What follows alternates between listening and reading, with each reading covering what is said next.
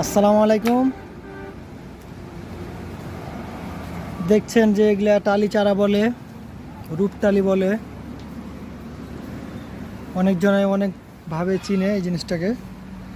কেউ টালি বলে, কেউ রূপটালি বলে, কেউ খারবা বলে।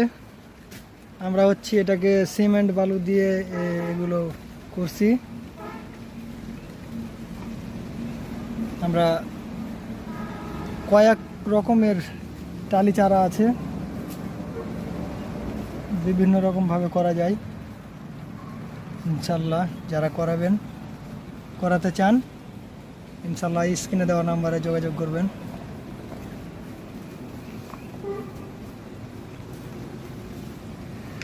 নতুন নতুন ভিডিও পেতে সাবস্ক্রাইব করবেন।